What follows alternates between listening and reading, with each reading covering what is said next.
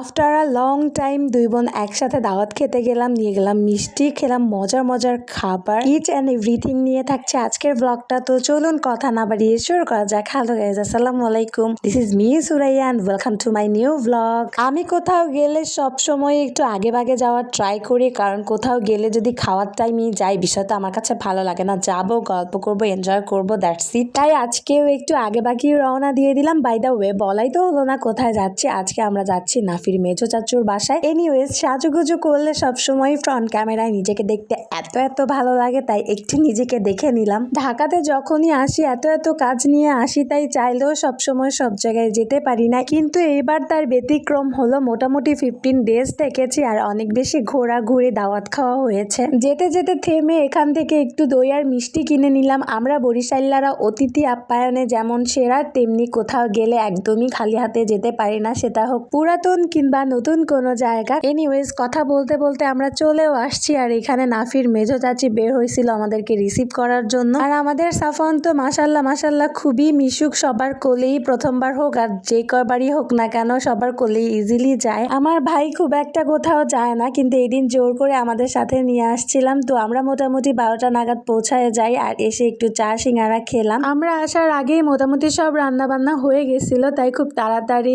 লাঞ্চও serve করে দেওয়া হয়। খুবই অল্প সময়ের মধ্যে তারা এত আইটেম করছিল আর ভাইয়া ভাবি দুজন মিলে রান্না করছে। ভাইয়াও খুব মজার রান্না করতে পারে। রান্নার টেস্ট নিয়ে নতুন কোনো কিছুই বলার নাই, অ্যাজ ইউজুয়াল অনেক বেশি মজা হয়েছিল। আমাদের সাথে নাফির ফুপু ফুপাতো ভাই বোনও ইনভাইটেড ছিল, তো সবাই মিলে একসাথে খেতে বসে পড়ছে। আসলে না, সব খাবার দাবারই না সবাই মিলে একসাথে খেতে অনেক বেশি মজা লাগে, সেটা যে কোনো খাবারই হোক না কেন। একা খেতে গেলে না খুব একটা বেশি খাওয়া যায় না, সবাই মিলে একসাথে এনজয় করে খেলে অনেক বেশি খাওয়া যায়, পেট পুরে খাওয়া যায়। আমি মোটামুটি বড় সড়ো একটা কোরবানি দিয়ে ফেলছি বলা চলে, মানে সবার খাওয়া দাওয়া হয়ে গেছে আর আমি এত খাবার সামনে রেখে সবাইকে সার্ভ করতেছিলাম ভাইয়ার সাথে। তো সবার খাওয়া দাওয়া শেষে আমি, আপু আর ভাবি বসছি একসাথে। প্রথমে নিয়ে নিছি বেগুন ভাজা আমার সবসময়ই পছন্দ, সেটা হোক গরম ভাত কিংবা পোলাও। আর সবজিটার টেস্টও অনেক বেশি মজা হয়েছিল, আর সাথে তো মাখা সালাদ আছেই। খাওয়া দাওয়া শেষ করে একদম গলা পর্যন্ত